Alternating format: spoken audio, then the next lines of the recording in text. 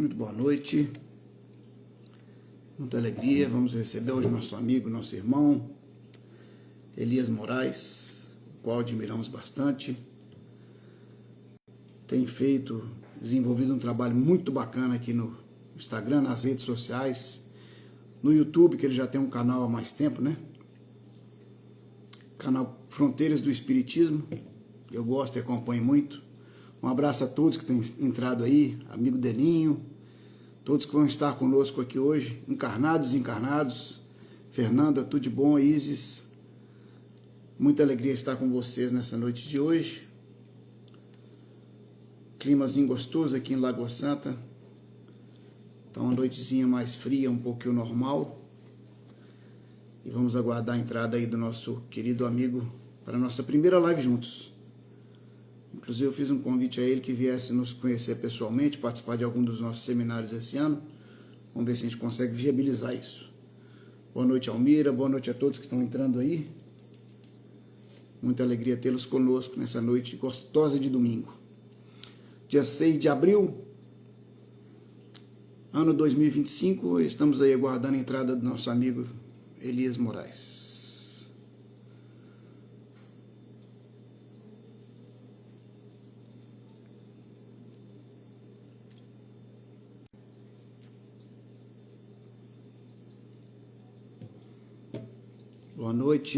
Boa noite Fernanda, está falando de Três Lagoas, no Mato Grosso do Sul. Nosso convidado de hoje é residente em Goiânia. Ele é nascido em Rubiataba, 1957, portanto tem 67 anos. De família espírita, nasceu em berço espírita, desde cedo convive dentro de fraternidades, inclusive já trabalhou com Mocidade Espírita, coordenador e fundador de uma casa espírita, e nós vamos falar o resto da biografia assim que ele entrar. Elias acabou de entrar aí, vamos convidá-lo. Admirador, acompanha suas postagens, sua página. Boa noite, Inês, que é outra pessoa que eu tenho certeza que gosta muito das postagens do Elias. Elias está conosco. Boa noite, meu irmão. Boa noite. A câmera estava invertida aqui. Então, tudo bem, Zé? Tudo bem, meu irmão. Eu estou te vendo através do outro telefone. O Instagram está nos surpreendendo eventualmente. Eu não estou conseguindo dividir tela no Instagram, que interessante. No meu celular... Para mim está parecendo normal. Você em cima e eu embaixo. Aqui, no outro celular aparece normal. Mas no meu aqui... Aí tá certo agora. Olha aí. Olha. Ah, entendi. No outro aqui só estou eu. Infelizmente. Mas eu, mesmo não te vendo, eu vou acompanhando aqui. Você vai acompanhando pelo outro. Vai estar ótimo. É importante. Meu amigo, afinal de contas, nós estamos na doutrina espírita e a gente não precisa necessariamente ver o que está do outro lado, né? Aqueles que são... Aqueles que são ostensivos têm essa facilidade, mas esse potencial mais do que eu, que na verdade sou colaborador enquanto um humilde dialogador na reunião. Meu irmão... Coisa boa, pois é, vamos lá. Antes de você entrar, eu estava falando um pouquinho sobre a sua biografia aqui, que você é nascido em Rubiataba e atualmente mora em Goiânia, né? Exatamente. E já teve uma filha aí em Lagoa Santa, viu? Me passando apuros aí, que eu descobri que vocês têm umas pedreiras lindas, onde o pessoal vai para escalar, né? Isso, exatamente. Temos escalada, temos a Gruta da Lapinha aqui, que é muito conhecida, e bem próximo à Gruta da Lapinha, região da Sete Cipó, nós temos lugares maravilhosos para quem gosta de escalar por aqui. A minha filha já esteve escalando aí com vocês, e me deixando de coração na mão. Então, eu queria até aproveitar o momento para te convidar para estar conosco pessoalmente, quem sabe nesse seminário que nós temos em novembro, ou mais para frente, de acordo com a sua agenda. Nós vamos combinando. Quem sabe uma hora dessa dá certo. Vamos conversando, né? Vai ser um prazer, viu? Meu irmão, eu vou comunicar ao pessoal, quem não te conhece, porque várias pessoas certamente que te seguem são admiradoras do seu trabalho. Eu acho muito importante que venham mais pessoas trazer essas suas elucidações, esse trabalho de estar levantando questões que muitas vezes na doutrina espírita as pessoas preferem não mexer. Eu acho que a doutrina é isso, né? É raciocinar, é questionar, é trazer sempre as questões, afinal de contas, não somos uma doutrina trina, né, que a gente está tratando exatamente das questões científicas e filosóficas, né, juntamente com a E o diálogo, né, Jair? é o Eu diálogo. costumo dizer assim, olha, espiritismo é campo de diálogo, é campo de estudo, é campo de reflexão, de aprendizado. Não dá para gente simplesmente se fechar naquilo que a gente já sabe, né? Porque o espiritismo, ele caminha, ele vai caminhando com o tempo, ele vai avançando com a ciência, ele vai se atualizando, vai se renovando, ele é progressivo, né? Ele é É isso. progressivo, E por definição, né? Então, eu acho que é isso que nos encanta na doutrina espírita, é exatamente admitir esse dinamismo e, pelo contrário, fomentar as pessoas para estarem, como você, na sua formação de sociólogo, de pesquisador espírita, na verdade você já faz isso naturalmente, mas trazer isso para nós é de muita generosidade e a gente te agradece, irmão. é alegria, é Então vamos lá. empolgação, é Eu satisfação. Vamos lá. convido as pessoas para, além de te seguir aqui no Instagram, através do seu canal Elias Moraes, tem também no YouTube, né?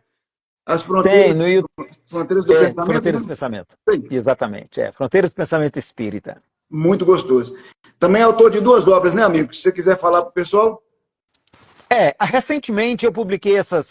Eu tenho alguns outros trabalhos anteriores, mas assim, numa fase que era mais doutrinário, né? Mais no terreno da opinião. Esses 2 trabalhos são resultado de pesquisa. Que eu me aposentei, eu procurei me aposentar novo, porque eu tinha muita vontade de me dedicar ao espiritismo numa outra perspectiva, sabe, Jair? Numa perspectiva assim, mais de levar a sério, de poder pesquisar, tirar as dúvidas que eu tinha, né?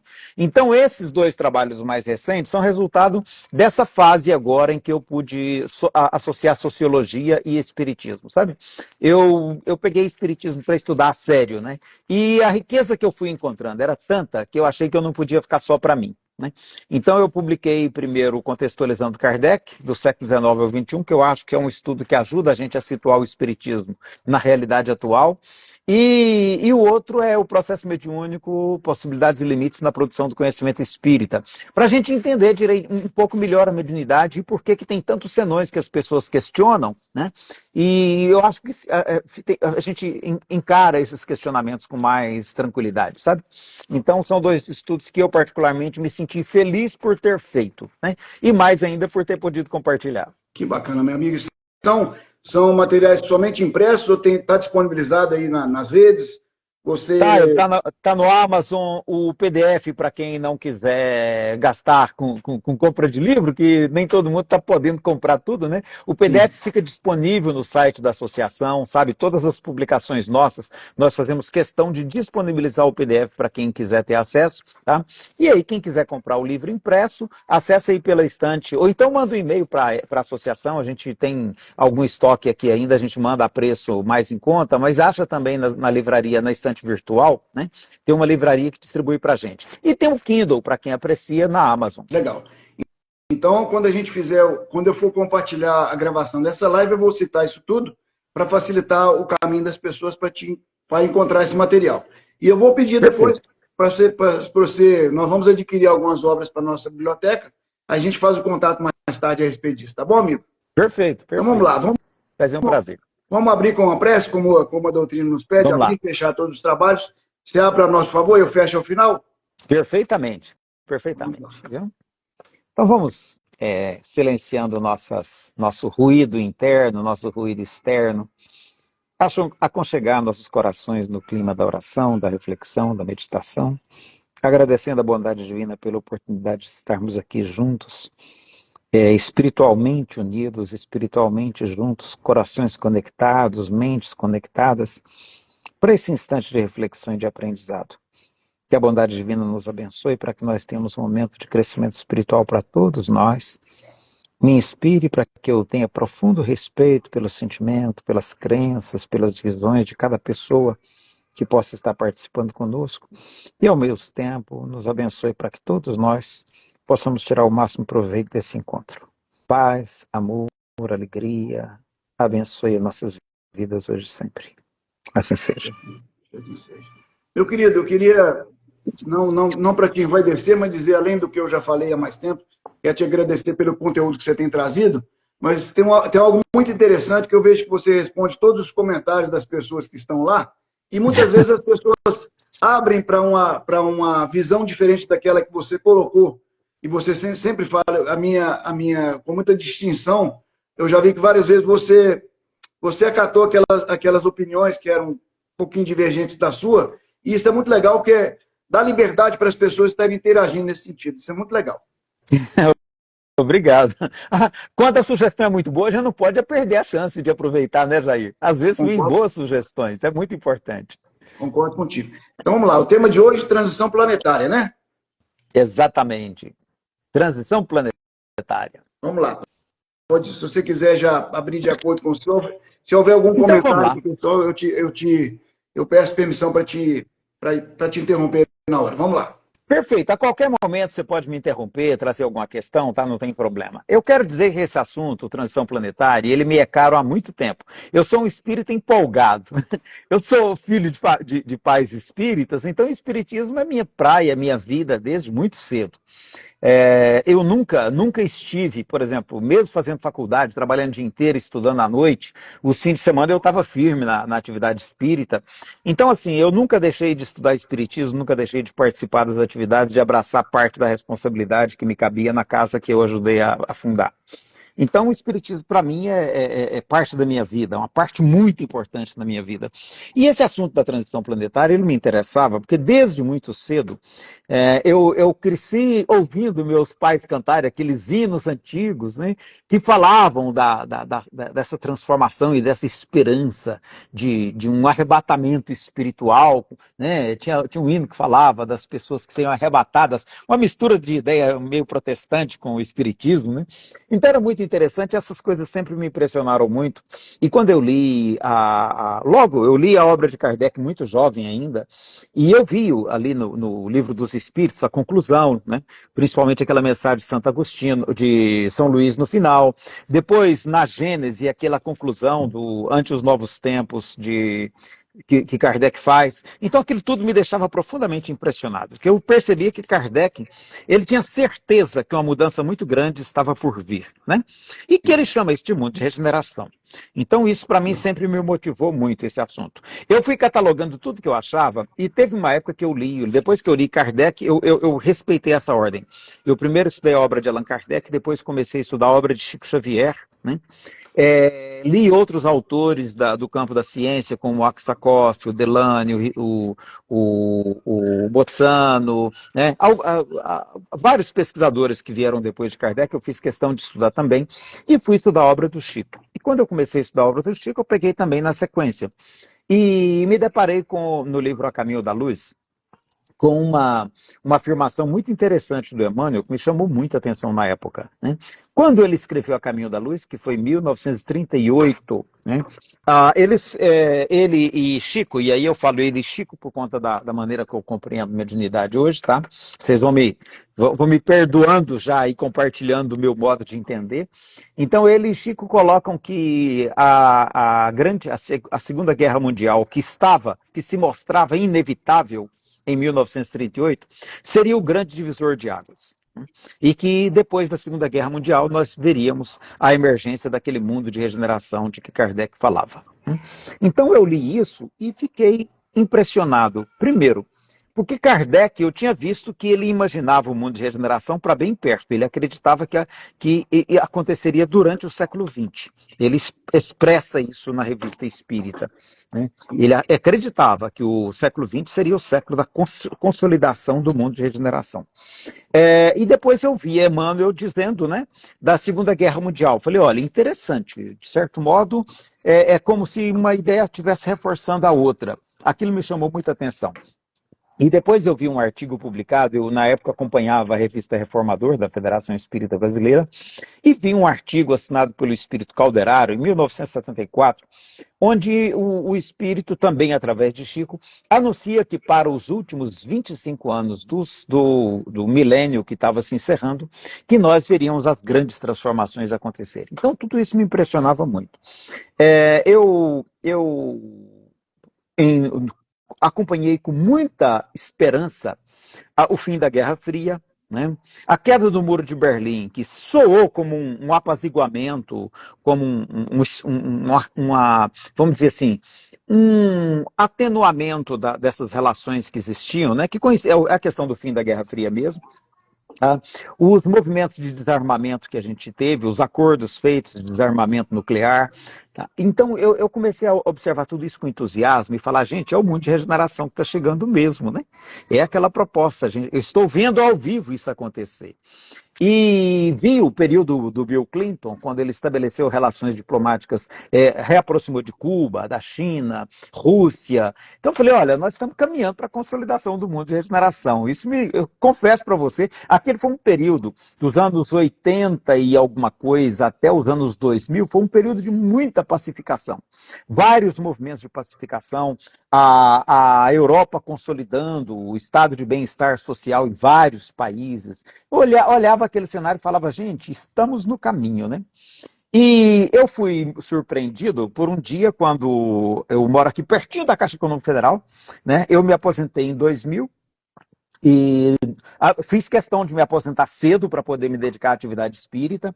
Então, quando saiu a possibilidade de aposentar proporcionalmente, eu já tinha me planejado para isso, já tinha me estruturado para essa finalidade. Então, eu já entrei com o meu pedido, me aposentei.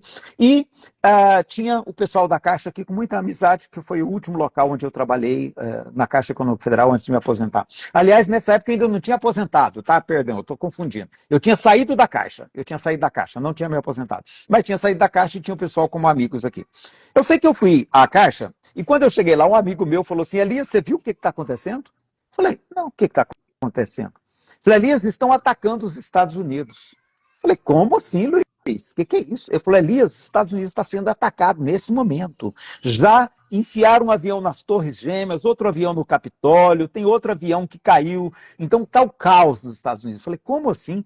Na hora, eu terminei, fiz o que eu tinha de fazer lá e voltei correndo para casa e liguei a televisão. Liguei a televisão e estou assistindo, vendo aquela coisa horrorosa. Eles estavam mostrando já o incêndio no World Trade Center, aquela situação desesperadora, né, que a gente estava acompanhando ao vivo. E ao vivo eu vi quando o segundo avião também entrou no prédio. Né? Então, assim, eu vi aquela cena, o segundo avião eu vi ao vivo e a cores. Eu falei, meu Deus, o mundo de regeneração foi para o espaço. Né? Se a gente tinha essa esperança acabou hoje. Então, naquele dia, eu falei, não, tem algo errado e a gente precisa entender essa história. Né? A gente precisa compreender. E eu voltei a Kardec para entender o que Kardec queria dizer com isso. E aí, eu quero compartilhar com vocês esse entendimento mais um pouquinho, tá? Mais para o final. Então, assim, eu voltei em Kardec e fui observando como que a literatura espírita ia reproduzindo as questões a partir daí. Eu notei que, por exemplo, no tsunami lá da Indonésia, teve uma psicografia do Divaldo Pereira Franco, um livro dele chamado Transição Planetária, que associou aquele acontecimento a transição planetária, né? O tsunami da Indonésia teria a ver com esse processo, etc. Eu já tinha lido um livro do André Luiz Ruiz, o Herdeiros do Novo Mundo, que ele também fazia alguma coisa nesse sentido, de espíritos que estavam sendo removidos do planeta e etc. E aí depois eu vi que parece que o negócio lá da Indonésia sozinho não bastou, o pessoal já estava falando em 2012, e aí 2012 calendário maia, né? Aí parece que as coisas não estavam evoluindo bem, parece que o mundo estava complicando mais um pouquinho, começaram a falar em data limite de 2019, aí 2019 parece que também que não teve nada no horizonte parecendo alguma coisa nesse sentido, e eu vejo que agora o pessoal mudou o calendário para 2057, porque são os 200 anos do Livro dos Espíritos. Falei, meu Deus, a gente está precisando conversar sobre isso. Né? Então eu tenho trazido esse tema agora para as minhas discussões, porque não é isso que Kardec previa, não é isso que Kardec pensava, e quando a gente volta no contexto em que Kardec falou de mundo de regeneração, o contexto não era essa coisa miraculosa, essa coisa com data marcada, não tinha nada disso, né? Não tinha nada disso. O fato de Kardec ter acreditado que se daria ao longo do século XX não significa que ele tivesse marcado uma data. Então eu fui tentar compreender o pensamento kardeciano nesse sentido e verifiquei que esse mundo de regeneração que ele falava estava associado à ideia de transformação social que para ele é muito cara. Desde o início do Livro dos Espíritos, ele compreende o Espiritismo como uma ciência nova que vem descortinar para o homem a questão da imortalidade, a questão da pluralidade das vidas, a comunicação com os espíritos, e que, através desses conhecimentos, o homem entraria, o ser humano, nós, humanidade, entraríamos numa nova fase de maturidade, que seria a maturidade moral da sociedade. Então ele entendia que nós viveríamos uma transformação social, uma transformação da sociedade, uma moralização coletiva através das ideias espíritas, e que esse processo de moralização coletiva nos levaria a uma nova ordem social. Ele chega a usar esse termo em alguns momentos, né? Com novas leis, com novos sistemas, novos processos educacionais, novas formas de relacionamento entre povos, entre sociedade, entre cidadãos, né?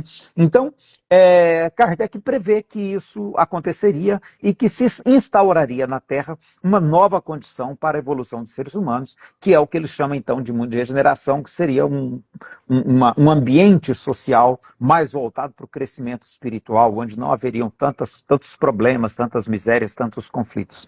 E aí, eu olhando isso, eu voltei também nos filósofos contemporâneos de Kardec. Hegel, um pouco antes, já tinha previsto, já tinha entendido que nós tínhamos alcançado o ápice civilizacional, né? O processo histórico havia desenvolvido a tal ponto que agora nós havíamos alcançado o auge do processo de civilização, que era possível ao ser humano. Teve alguns pensadores da época que acharam que tudo que podia ser inventado já tinha sido inventado. Você imagina que nós tínhamos inventado o telégrafo? Rapaz, o telégrafo foi uma revolução. O telégrafo, para quem tinha que mandar carta, mandava de cavalo até a beira do mar, barco para atravessar o mar, para poder entregar em Londres do outro lado, e a pessoa lá em Londres, que era outra grande cidade da época, né, recebia a carta no outro dia, 2, 3 dias depois. Isso era uma conquista muito grande. Agora, com o telégrafo, era possível você fazer bip-bip aqui e a pessoa entender do lado de lá instantaneamente e já levar na casa do outro e entregar. Então era um WhatsApp da época, né? Em menos de 1 hora a mensagem estava na mão da pessoa. Tá? Então, assim, para eles, o trem de ferro havia sido inventado. A França de 1860 tinha mais vias férreas do que o Brasil tem hoje. Então, assim, o progresso que eles estavam vivendo era muito grande. As indústrias produziam de tudo. Tá? Produziam roupas, produziam cobertores, produziam agasalhos, produziam calçados. Então a Revolução Industrial proporcionou condições de as pessoas terem acesso a todos os bens necessários para uma vida digna e confortável. Então acreditava-se que os benefícios da Revolução Industrial alcançariam toda a população rapidamente. Então, isso engendrou alguns movimentos também no campo da filosofia, no campo do pensamento. Todo mundo sabe muito bem do trabalho do Saint-Simon, né? Saint-Simon, que era um nobre, né? Que estava naquela transição do feudalismo para a sociedade que nós temos hoje. Ele era um nobre, ele era um conde. E ele escreveu um livro que foi muito importante para a época, Uma Nova Cristandade. Ele entendia que a gente poderia construir nesse auge civilizacional para onde nós estávamos entrando, nós poderíamos criar uma nova cristandade que seria uma sociedade onde tudo seria voltado para o coletivo, para o bem-estar social, né, para condições melhores e mais dignas de vida para toda a sociedade, e não para alguns privilegiados, como era o universo do qual ele vinha, né, e que ainda apresentava essas características no nascimento do sistema capitalista mais pujante que eles tinham naquela época. Então, Saint-Simon acreditava que nós veríamos o surgimento de uma nova cristandade. Esse é o nome do livro dele, por sinal. O Fourier, que Kardec recomenda ter os livros dele na Biblioteca Espírita, o Fourier apresenta uma proposta um pouco diferente.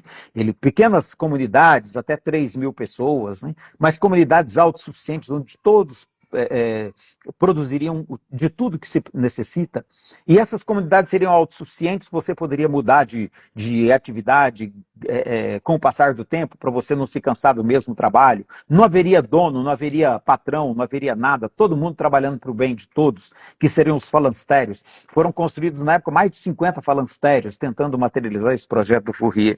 E tinha o mais doido deles, que era o barbudão lá, o Karl Marx, né, que achava que o capitalismo ia entrar em crise. O capitalismo ia entrar em crise, os trabalhadores iam assumir a frente da produção, ia se estabelecer uma nova ordem social que seria voltada para o interesse da coletividade dos trabalhadores, sem propriedade privada, né, que era tudo de todo mundo, mais no sistema cooperativo, e a gente teria uma outra organização social. É nesse clima que Kardec está falando de multiregeneração. Então não tem como a gente dissociar uma coisa da outra, a gente achar que Kardec está falando de uma coisa que não tem nada a ver com o seu tempo histórico. Ele está falando mais ou menos dessas mesmas ideias. O pessoal do século XIX na Europa, eles eram meio milenaristas, eles estavam achando mesmo que o mundo ia se transformar, que, né, mais ou menos a ideia de Jesus está voltando, que tem ainda hoje, né? Jesus está voltando, esse mundo vai ter jeito, vai acontecer uma grande mudança, nós vamos ter tudo, graças a Deus, em novas bases, o mundo acabando com essa coisa de fome, de miséria, de pobreza, porque agora tem como produzir para todo mundo. Então era esse o sonho. Elias, mas não sem alguma razoabilidade também, né? Porque o século XVIII e o século XIX foram impressionantes. O movimento industrial, cultural, científico, como você bem falou, invenções maravilhosas. Então as coisas sinalizavam realmente para uma mudança não só intelectual, mas uma mudança de padrões na sociedade e na humanidade. Né? Mudança mundial. Social. Exatamente, Então, e tem um outro ponto que é muito interessante, sabe, Jair, que é assim, a Europa, ela se achava, ela se via como civilizadora do planeta. Né? O movimento de colonização, hoje a gente tem um olhar crítico sobre ele. Se a gente pega a literatura de Kardec, a gente vai ver que Kardec não tinha um olhar crítico sobre o movimento de colonização. Pelo contrário, ele acreditava que o movimento de colonização era um movimento que atendia uma finalidade espiritual, de levar o progresso para toda a humanidade. Né? Era assim que os europeus se viam. Tá?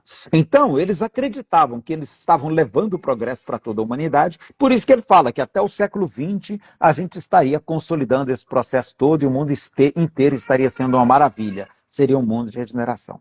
Então, é importante a gente compreender isso, porque a gente vai tirar esse aspecto mágico, sabe? Aí Kardec, como explicação, ele achava meio difícil, mas como é que isso vai se dar? E é uma mensagem, o médium psicografa dizendo, olha, virão espíritos de outros planetas para ajudar vocês nesse processo. Está lá a última questão do Livro dos Espíritos, né? E na verdade eles já estão vindo e encarnando entre vocês. E ao mesmo tempo, muitos espíritos renitentes no mal já não vão poder encarnar mais aqui. Então as mensagens mediúnicas da época também deram essa sinalização. Né? E isso empolgou os espíritos que ainda hoje começaram a falar nisso. O livro do André Luiz Ruiz, por exemplo, eu costumo dizer que ele dá uma caprichadinha nessa direção. Né? Eu falei, se aquele critério dele for para valer mesmo, eu estou indo para o chupão, tranquilo. E estou indo feliz, né? Porque o padrão de exigência para ficar aqui estava muito alto. Né? Sim, verdade. Você ia falando, pode falar. Não, concordo. Eu acho que eles foram um pouco otimistas com relação ao andar da carruagem, né? Não é?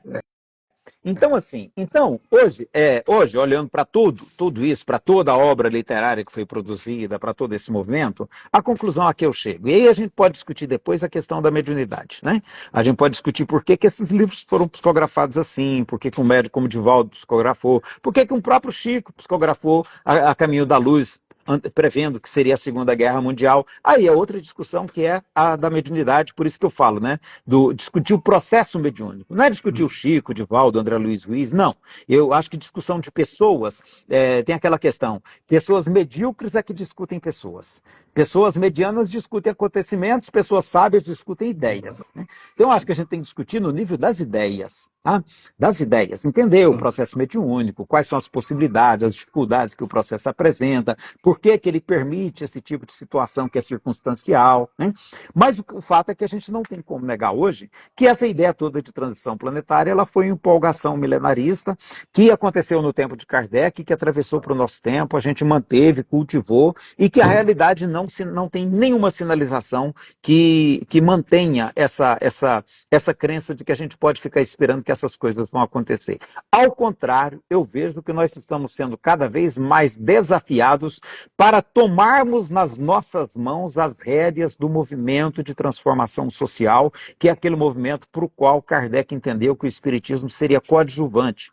Kardec diz isso, não é o Espiritismo que vai fazer a transformação social, mas o Espiritismo pode ser coadjuvante, pode ajudar nesse processo. Então, Kardec acreditava que as mães educariam seus filhos e teriam dentro de 3 gerações, teriam uma quantidade de espíritas tão grande que poderiam tomar frente desse processo de mudança. Isso não aconteceu. Mas que pelo menos os pouquinhos que nós somos hoje, possamos estar somando com aqueles que também lutam por uma mudança desse mundo, sabe? Mas uma mudança nesse sentido, uma mudança no sentido da solidariedade, uma mudança no sentido do bem-estar coletivo, uma mudança no sentido de superação do egoísmo. Kardec, na obra dele, fala isso o tempo todo, né? O grande desafio seria superar o egoísmo.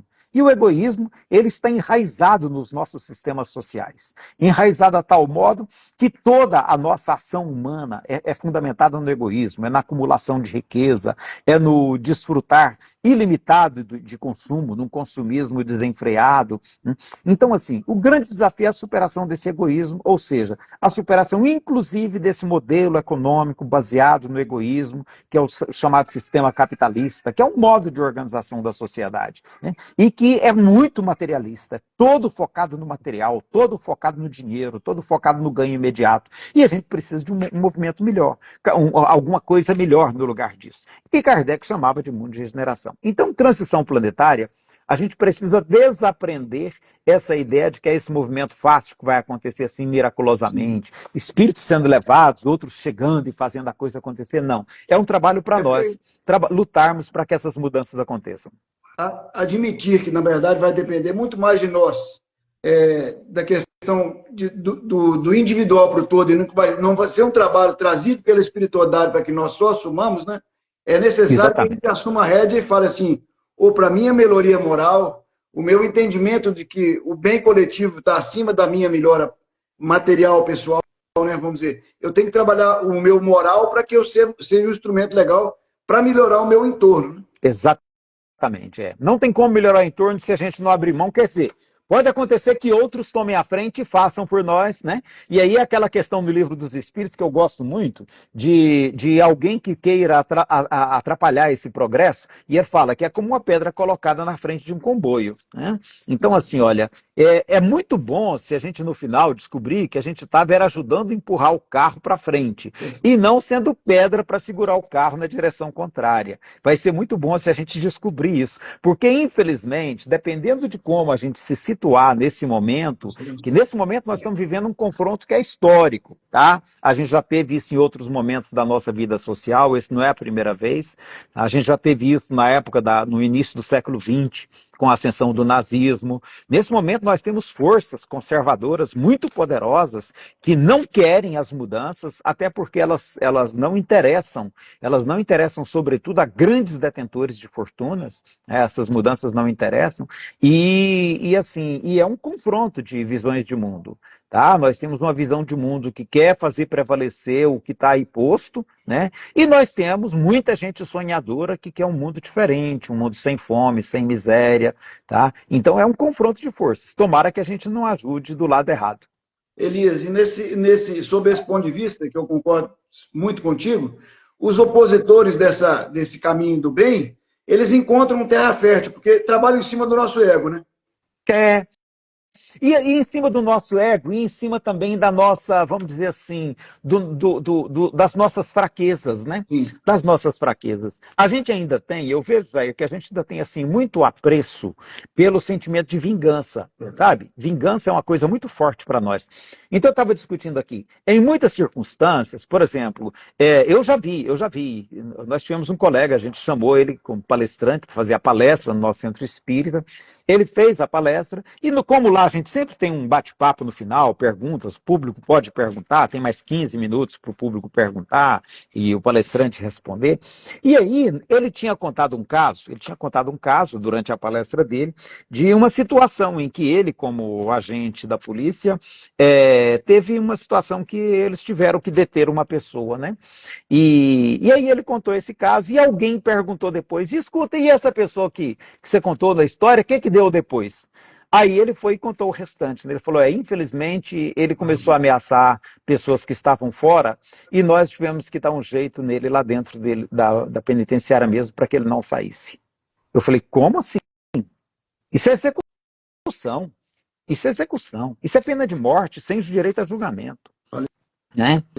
E ele falou com tanta naturalidade, explicando assim com tanta tranquilidade, que eu falei, meu Deus, quando uma pessoa espírita chega ao ponto de justificar, tirar a vida de alguém porque acha que ele é um perigo para a sociedade, ele não percebe que ele está defendendo a pena de morte. E a pena de morte, o espiritismo tem posição muito, muito bem definida a esse respeito. Nós não somos favoráveis à pena de morte, nós não admitimos essa possibilidade. Nós admitimos que todo mundo tem direito a um processo de reeducação, de ressocialização, é isso que nós defendemos, né? E o colega estava defendendo a pena de morte. E recentemente, ouvi agora de uma outra pessoa espírita, né, falando, olha, aqui em Goiás nós vivemos um processo de extermínio muito, muito bem orquestrado, né? E eu questionei uma pessoa do meu círculo, espírita de berço como eu, né? E ele falou, mas vai fazer o que com essa gente, né? Eu falei, olha, meu amigo, não é por aí que o espiritismo pensa. Então esses valores, eles estão, sabe, confusos, as pessoas estão se confundindo com esses valores, o receio de segurança pública, o desejo de vingança, de achar que porque ele fez isso com alguém que eu gosto, ele merece sofrer, sabe? Que aquela mulher que fez aborto, ela merece mesmo passar por isso que ela está passando, sabe? Então esses sentimentos, eles encontram solo muito fértil nas nossas emoções ainda muito perturbadas.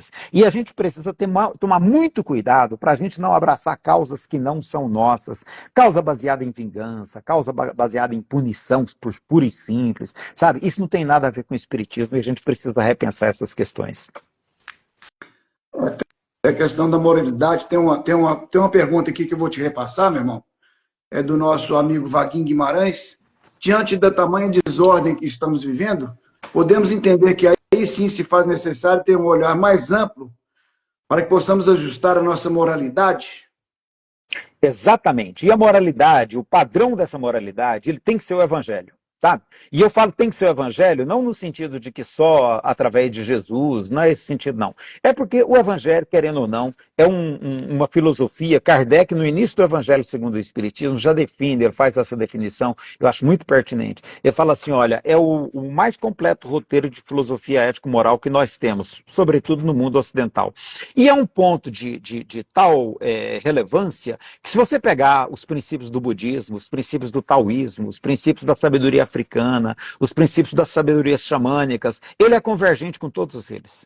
Então, se nós estamos aqui no mundo do judaico-cristão, ou aqui na sociedade ocidental, para nós a referência é o evangelho, mas é nesse sentido, de referência de filosofia ético-moral, e não no sentido moralista, da moral conservadora do judaísmo antigo, sabe? Então é esse cuidado que a gente tem que ter, porque os parâmetros do evangelho são muito objetivos. Por exemplo, faça para o outro como você gostaria que fosse feito para você. Então trata aquele rapaz que a polícia prendeu porque estava lá com 50 gramas de droga no bolso, né? E foi preso, acusado de fazer tráfico, trata ele como você gostaria que fosse tratado o seu filho. Ou seu neto, no meu caso agora eu vou falar dos meus netos, né? Trata como se fosse seu neto. Não pensa que ele é um bandido que merece ser apanhado da polícia, essas coisas não. Pensa que ele poderia ser seu neto, que ele merece todo o cuidado que seu neto e seu filho mereceriam, sabe? Não é você pegar aquela mulher que a polícia foi lá, às vezes denunciada pela própria médica, né? Nós tivemos um caso assim, tá? A médica suspeitou que a moça tivesse feito aborto propositalmente, achou que o aborto não fosse voluntário, espontâneo, e chamou a polícia prendeu a moça dentro do hospital, sangrando ainda em processo de hemorragia Ela foi algemada na cama, né, para responder a interrogatório e dali sair direto para a prisão porque havia uma suspeita de que ela tivesse cometido aborto. É assim que você quer que trate sua filha se algum dia ela entrar no equívoco desse? É assim que você quer que trate sua neta se você entrar no equívoco desse? Sabe? Não é. Então fazer para os outros como gostaríamos que fosse feito para nós, sabe? Isso é muito, muito importante no Evangelho. É a gente tratar o outro como irmão, sabe? Como filho, como alguém que eu quero muito bem, que eu amo e que eu tenho que ter cuidado com ele. Né? Eu vejo as pessoas falando muito, você quer criminoso? Leva para sua casa. É isso mesmo que o Evangelho prega. É isso mesmo que o Evangelho prega. É que você trate como se fosse alguém muito querido seu, né? Como Jesus fez é uma metáfora, a gente sabe que isso não aconteceu do ponto de vista histórico, mas o Evangelho tem narrativas que são instrutivas para nós. E aquela narrativa da crucificação, ela é instrutiva, né? Ainda hoje você estará comigo no paraíso. Jesus levou o criminoso para casa e quer que a gente faça o mesmo. Não, é interessante que ele sugere, mas ele não faria, né? É como uma forma de vingança, você acabou de falar. Então, assim, é claro que ninguém está falando para ninguém levar criminoso para casa, mas vamos tratar essa pessoa com humanidade, né?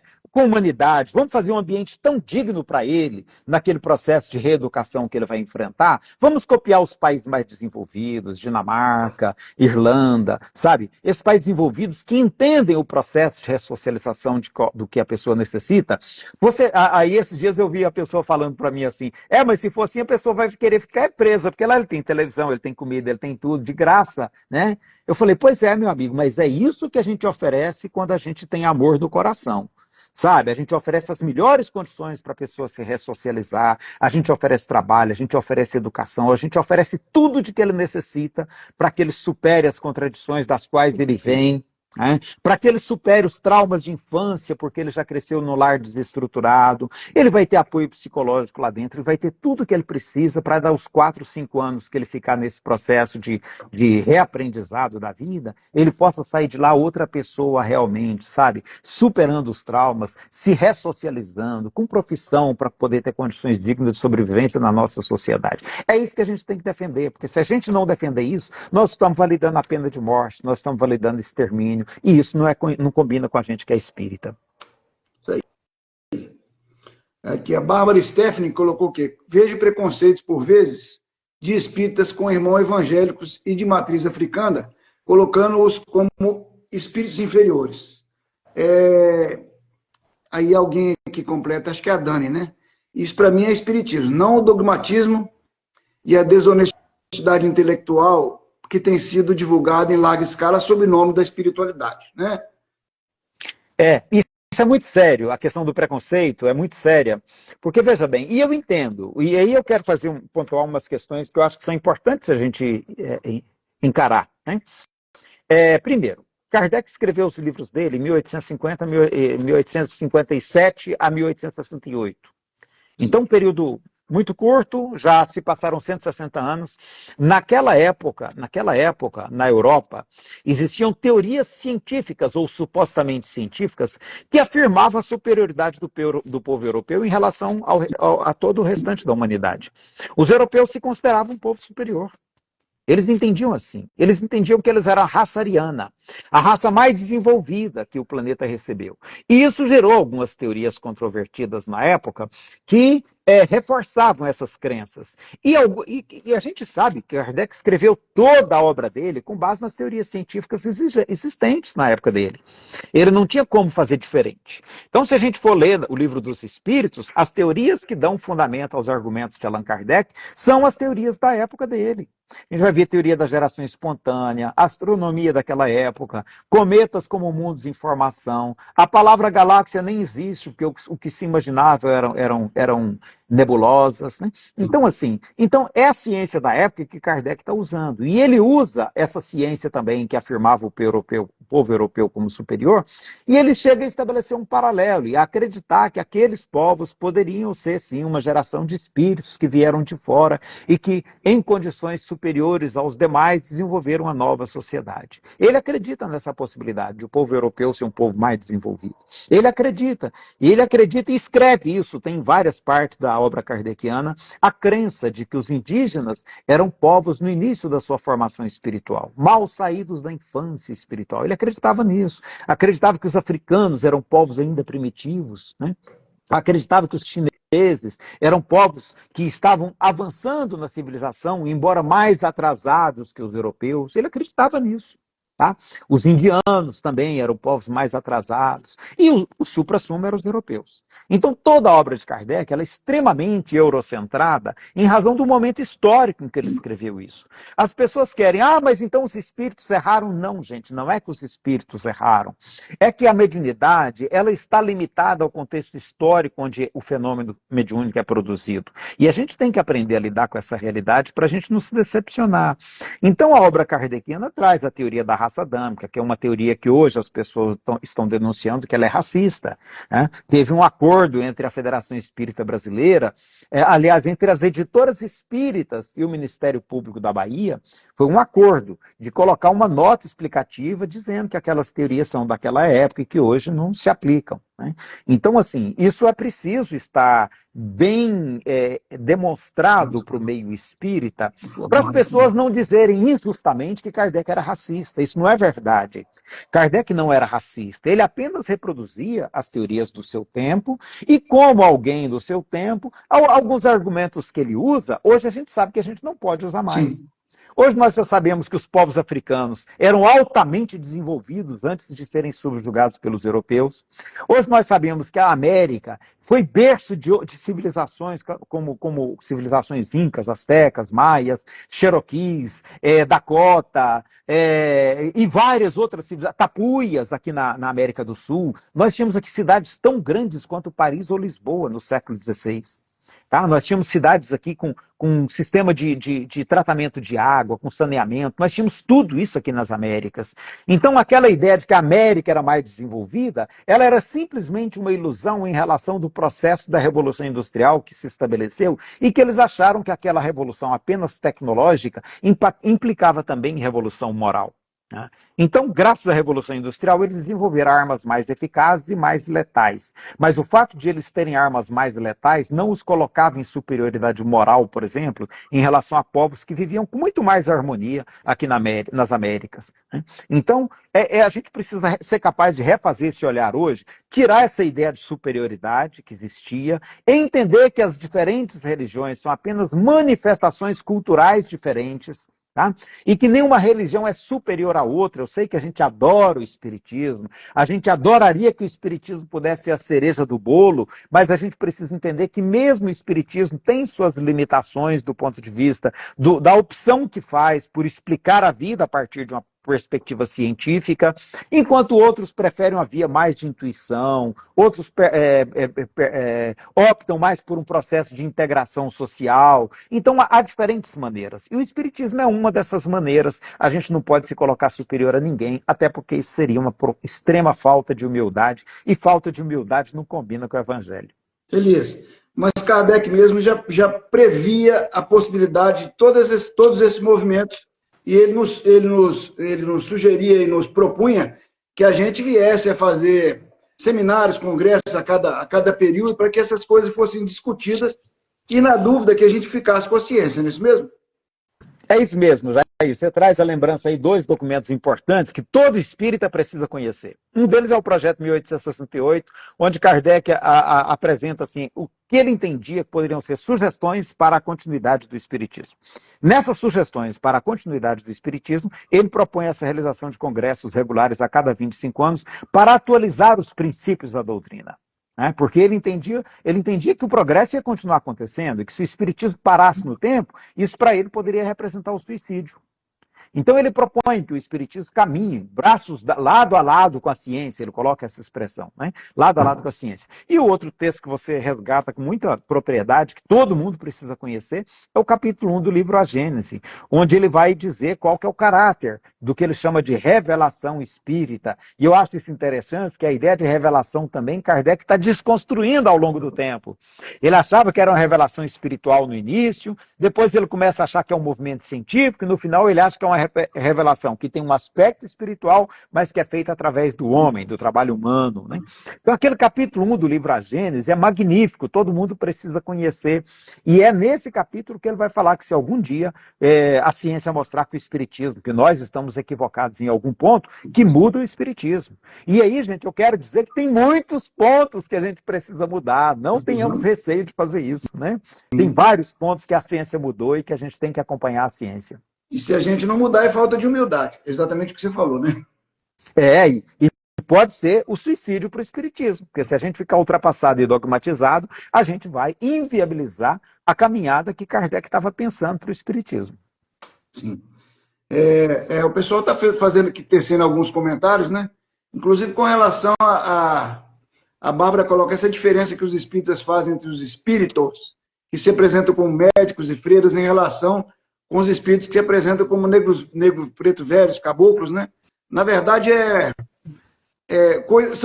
coisa dos homens, né, meu amigo? A doutrina é dos espíritas, mas os homens, hoje, os espíritas são quem fazem interpretações e muitas vezes isso implica em equívocos graves, né? E se a gente quiser fundamentar o nosso racismo do ponto de vista doutrinário, a gente encontra meios, tá? É só você voltar na obra de Kardec e ver ele falando lá dos povos inferiores e superiores. E aí você vai usar isso para trazer o racismo para hoje.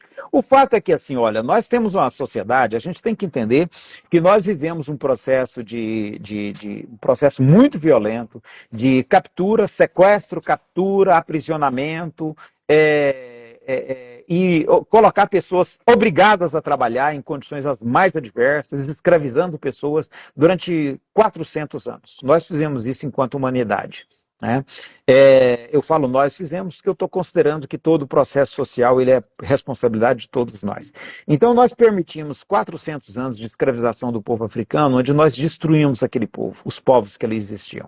A gente invadiu as terras deles, a gente roubou as riquezas deles, a gente tomou tudo que eles tinham, inclusive sua sabedoria, a metalurgia que eles tinham altamente desenvolvida, a gente apropriou dela, levou para a Europa, somou com a Revolução Industrial e fez de conta que era nossa. As universidades que eles tinham, a primeira universidade do mundo é na África, a gente copiou, começou a fazer universidades na Europa e achou que a gente é que estava dono do processo.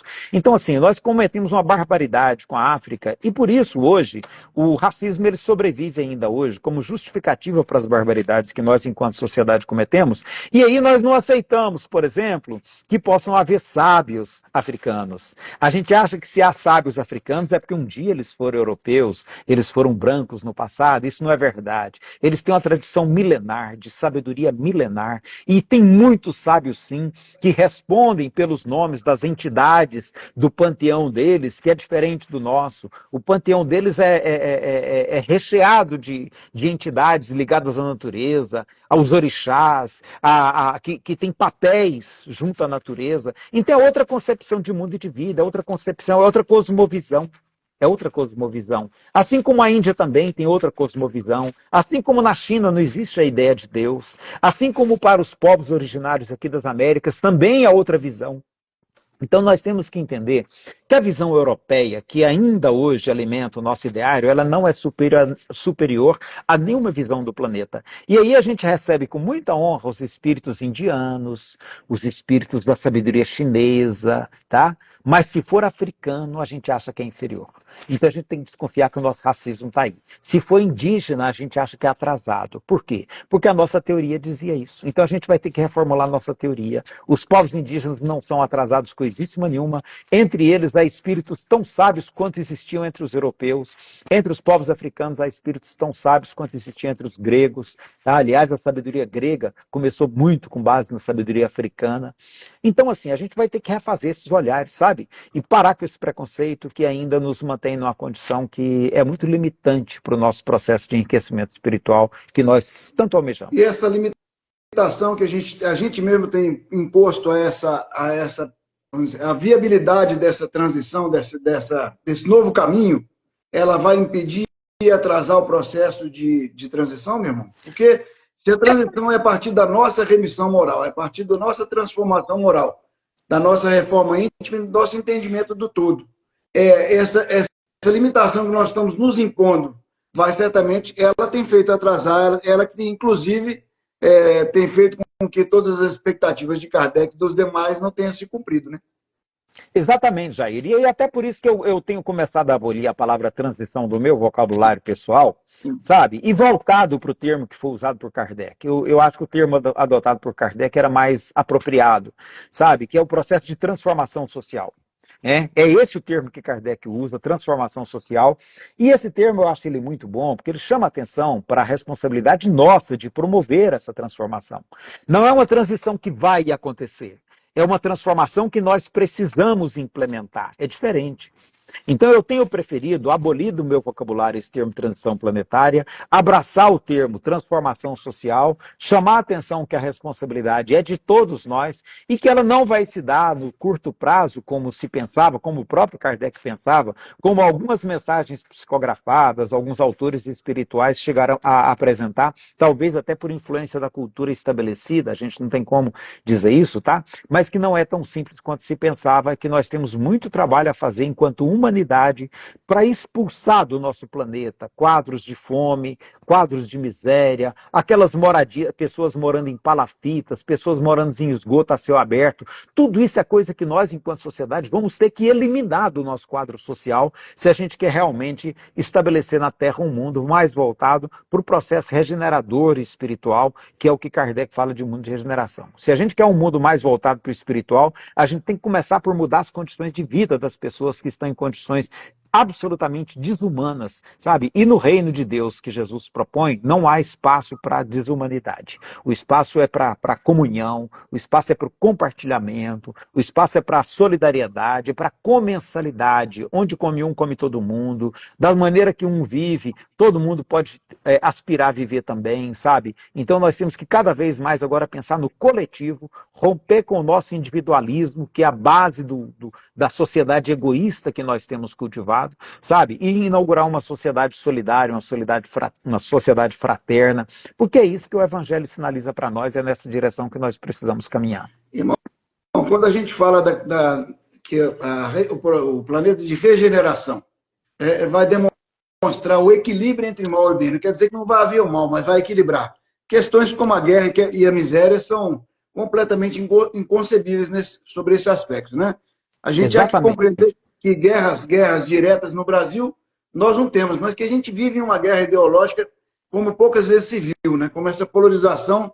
Nós passamos por uma pandemia há 3 anos atrás, uma pandemia que devassou várias coisas no mundo, mas a pandemia que veio depois, aquela que foi instalada no momento, né, a pandemia de informações contraditórias, de ansiedade, de depressão em todos os sentidos, tem preocupado até mais do que a pandemia que se avizinhou de nós há bem pouco tempo, né?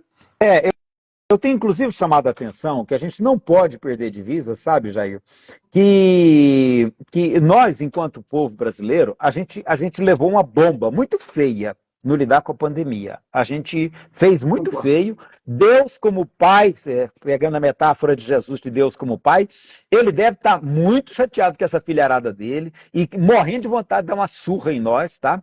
Porque, se bem que Deus parece não dar surra, né? Ainda bem, então ainda bem, porque senão a gente estava apanhando dobrado hoje. Porque assim, olha, nós tivemos, enquanto sociedade brasileira, 20% de todas as mortes por Covid no mundo. Nós tivemos no mundo inteiro, quer dizer, vai dar quase isso, tá? Nós tivemos no mundo inteiro de mortes contabilizadas, nós tivemos pouco mais de 5 milhões de mortes. E nós, brasileiros, tivemos 700 mil contabilizadas e mais 450 mil não contabilizadas, que são as chamadas mortes indiretas, mas associadas ao processo da Covid, que foi por falta de oxigênio, por falta de ambulância, por falta de vaga em hospital, por cirurgia que passou da hora, sabe? Ou então os casos de Covid não diagnosticados, que também foram muitos. Então nós tivemos 1.150.000 mortes, sendo que a nossa população do planeta é 2,5%, Jair. Como é que a gente vai explicar isso para Deus, para Jesus, para os espíritos amigos que esperavam da gente uma postura diferente? Então nós apanhamos de lavada do processo da Covid, nós tivemos países que lidaram muito bem com isso, nós tivemos aquela primeira-ministra da Irlanda, acho que estou tentando me lembrar aqui, que ela já, de início, ela passou a seguir tudo que a OMS recomendou, isolamento, dinheiro para o povo comer dentro de casa, Tudo aquilo que a OMS previu, porque a Organização Mundial de Saúde, eu digo, gente, são 50 cientistas respeitáveis de 50 países diferentes, dos países mais desenvolvidos, que têm uma medicina avançada. A gente tem que confiar no bom senso dessas pessoas, porque se a gente ficar confiando no bom senso da primeira mensagem de WhatsApp que vem e ignorar os conselhos que são formados por pessoas especializadas para essa finalidade, nós estamos indo na contramão da civilização. Sabe? A Organização das Nações Unidas era o sonho de um mundo sem guerras, sabe? A Organização Mundial de Saúde é o sonho de um mundo sem doença. A Organização Mundial do Comércio é o sonho de um mundo sem exploração recíproca. E aí nós vemos movimentos que vão contra isso e a gente vai apoiar? Qual o sentido disso? Nós, como espíritas, temos que caminhar na direção da consolidação dos instrumentos de progresso social e não na contramão deles, sabe? Porque na contramão deles é ir na contramão do próprio Evangelho de Jesus e na contramão dos princípios fundamentais do Espiritismo. Então, nós não podemos caminhar na contramão desses movimentos, sabe?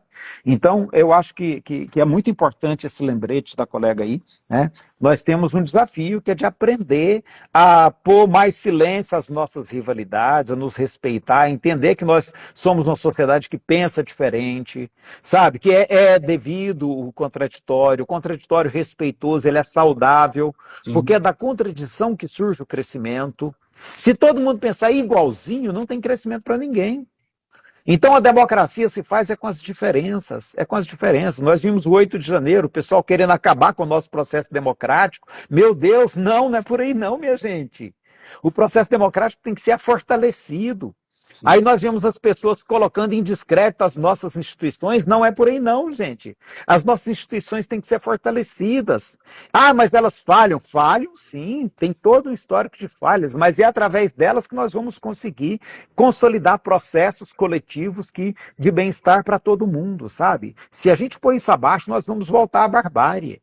E aí não pode, sabe? Então, assim, a gente tem que entender que o evangelho ele tem um rumo, ele tem eu chamo de vetor, né? Quem for da física aí sabe o que é isso. Né? Ele aponta uma direção. Nós temos que entender qual é essa direção para a gente seguir e ajudar a empurrar nessa direção. Porque se a gente empurrar em outra direção, a gente está atrapalhando esse processo de acontecer. A gente está atrapalhando a transformação social que precisa acontecer e da qual o Espiritismo deve ser coadjuvante. Então vamos lá. Feita essa análise muito bem feita, inclusive, identificando os pontos de fragilidade principais que nós nos encontramos hoje, eu gostaria que você reafirmasse as dicas para que nós possamos ser mais produtivos e úteis ao mundo e seguir melhor a mensagem de Jesus, principal mensagem dele, que é o amor, né? Eu até estava querendo achar aqui, eu não vou achar agora não, mas depois quem quiser acha aí, como que Kardec classifica os... ele chama de mundos regeneradores, ele chama de mundos regeneradores, é por isso que eu não estou achando aqui. Tá? Mundos regeneradores, eu quero até achar aqui como é que ele classifica, olha aqui, ó. Ele é até uma mensagem que é assinada por um espírito, deixa eu ver aqui, não, essa aqui é de Kardec mesmo, tá? Ele fala assim, olha, é porque ele pega resumo de vários espíritos e faz esse texto aqui. Mas uma compilação. Então ele vai falar assim, ó, já se vos ha falado de mundos onde a alma recém-nascida é colocada quando ainda ignorante do bem e do mal, mas com a possibilidade de caminhar para Deus, senhora de si mesma, na posse do livre-arbítrio. Né? Então, assim, ele vai falar que, na verdade, esse mundo regenerador, ele vai falar, serve de transição entre os mundos de expiação, que é a condição que ele considera que nós estamos vivendo na Terra, e os mundos felizes. Né? A alma penitente encontra neles a calma e o repouso necessários para o seu processo de depuração. Então, não pode ser um mundo cheio de sofrimento, as pessoas... Não podemos ter fome como a gente tem hoje. Não podemos ter pessoas trabalhando para morrer como a gente tem hoje, em 2 empregos, 3 empregos para dar conta de sustentar os filhos como a gente tem hoje. Tá? As pessoas precisam de calma e de repouso, né? Está aqui no texto, para que eles possam se dedicar ao seu aprimoramento espiritual. Né? É aquele sonho dos socialistas do século XIX, que achavam que tinha que criar uma sociedade de bem-estar de tal modo que as pessoas pudessem se preocupar com o seu lado espiritual. Né? Então, assim, em todas as frontes, vê-se escrita a palavra amor. Perfeita equidade preside as relações sociais. Está aqui, gente, no Evangelho. Isso não é invenção, não. Perfeita equidade preside as relações sociais. Tá? Todos reconhecem Deus e tentam caminhar para Ele cumprindo-lhe as leis. Então, Jair, eu acho que o melhor resumo do que nós temos que fazer para o mundo de regeneração está no Evangelho. Está no Evangelho, sabe? É querer para os outros como a gente gostaria que fosse feito para nós. Então eu tenho que querer, como moradia para as pessoas pobres, uma casa padrão da minha aqui, sabe? Né? Talvez seja pedir muito, porque eu acho que eu exagerei, eu não sei, eu tenho que entender um pouco esse processo, né? Mas na hora de fazer minha casa eu caprichei muito, ela ficou muito confortável, muito bonita, muito agradável, e talvez a gente não dê conta de fazer nesse padrão para todos os habitantes do planeta. Mas nós temos que fazer uma moradia tão digna que eu me sentiria seguro em morar nela. Para todas as pessoas, para todas as mães de família que hoje estão sem condições, né? Então, nós temos que jamais permitir que o sentimento de ódio nos tome o coração ao ponto de a gente ter ódio por alguém. Então, o inimigo, ou aquela pessoa que nos faz mal, ou a pessoa que se perdeu na criminalidade, ele é alguém que precisa de investimento, de cuidado da sociedade para com ele, para que ele possa conseguir se libertar dos entraves espirituais que o mantêm ou que o levaram a esse estado. Poderia ser qualquer um de nós se a gente tivesse reencarnado na condição dele, sabe? Então nós temos que ser humanos para com essas pessoas, com aquela humanidade que Jesus propõe. E a receita é simples. Onde tiver fome, a pessoa precisa de comida. Sede não pode haver, a pessoa precisa de cuidado. Teto, né, vestuário, agasalho, cuidado com a saúde, tudo isso tem que estar ao alcance de todos os seres humanos, porque foi essa a condição que, no Evangelho, né, os redatores do Evangelho entenderam que Jesus teria estabelecido para que a gente possa ter o reino dos céus implantado na Terra. O mundo de regeneração é o reino dos céus aqui na Terra e a gente tem que lutar por isso. E o roteiro é o Evangelho. Se sair fora disso, cuidado, é porque você está remando o carro na direção contrária. Sim. Enquanto os nossos governantes não têm condição de desenvolver políticas que possam possibilitar a que as pessoas tenham acesso aos alimentos, porque também a gente não pode esperar só dos nossos dirigentes, né? Que tenham moradia digna, como você falou, cabe a nós, enquanto entes encarnados aqui nesse planeta, oferecer um pão, oferecer um agasalho, oferecer um alimento, emprestar o nosso ouvido, sentar do lado, dar um abraço, compreender que não basta que a gente entenda, saiba do Evangelho. É preciso a gente exercer o poder do Evangelho. A gente está vivendo o Evangelho. Me colocar à disposição para trazer o meu irmão um pouco mais de conforto, é um lenitivo para isso, né? E outra coisa, irmão, é a questão da tolerância, a questão que você tem levantado muito bem, é compreender que através do diferente, através daquele que levanta uma questão de maneira diversa à minha, a hora que eu conseguir compreender que ele também há razoabilidade no que ele fala, mesmo que ele não pense igual a mim, a gente vai compreender que a palavra razão, ela tem que vir da palavra razoabilidade, do raciocínio, e não eu tomar a razão para mim em qualquer situação, o que eu trago para o mundo tem que ser aceito. A gente tem uma mania de ter razão, a razão não é nossa. A razão não é nossa, a razão, né, Está acima. Está acima da gente. Está acima da gente.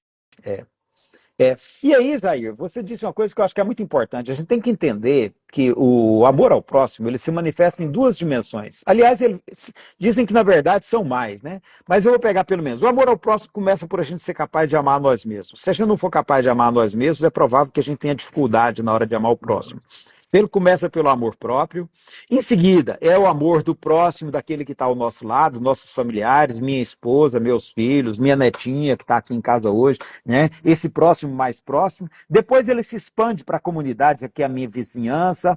Ele, na verdade, acontece, se manifesta a qualquer momento que um homem caído na beira da estrada, que eu passo por um homem caído na beira da estrada, que são as pessoas que estão em dificuldade nesse mundo nosso, né? Então qualquer pessoa em dificuldade é meu próximo também, na hora que ele aparece, né? Então, se ele apareceu no meu caminho, é porque eu tenho o dever de fazer o que estiver ao meu alcance para que ele seja devolvido a condição de dignidade que lhe é devida, né?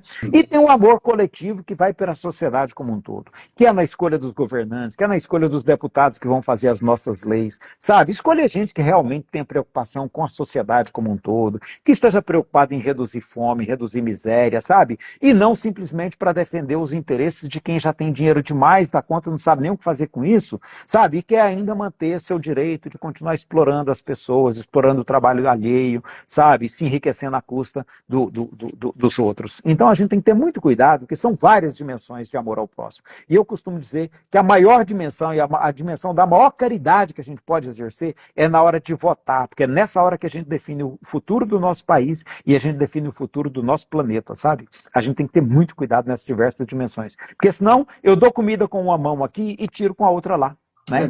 Não adianta nada. Eu falo, olha, eu vi espírita sendo contra o Bolsa Família. Eu vi espírito sendo contra o Bolsa Família, falando, mas está gerando acomodado. Eu falei, então para que você dá cesta lá no centro? Por quê? Pronto. Aí você não gera acomodado, não, mas a política do governo que é voltada para uma mãe de família. Sabe? O Bolsa Família é para mulher, não é para o homem. Né? A pessoa vem falar para mim, mas o Bolsa Família está alimentando muito marmanjo. Falei, meu amigo, o Bolsa Família é acreditado na conta da mãe, da mulher. Né? Então, assim, a gente tem que tomar muito cuidado, sabe? Porque senão, a pretexto de a gente defender ideias, etc., a gente vai contra o Evangelho. O Evangelho é solidariedade, é cuidado com o outro, é amor no coração, sabe? Essa dureza toda de querer cada um para si, Deus para todos, isso é do egoísmo, isso é do mundo passado que tem que ser superado. O mundo de regeneração não é assim. O mundo de regeneração é concessão, é misericórdia, é compaixão, sabe? É fazer para os outros, é não ficar julgando muito as pessoas, é não cobrar demais delas, sabe? A gente não sabe a história de vida que cada um teve, né? É oferecer ajuda, oferecer apoio, oferecer solidariedade e entender que cada pessoa vai ter seu momento e nós vamos estar juntos para poder ajudar essa pessoa a caminhar. E a sugestão é que ao doar a cesta, a pessoa faça 2 movimentos.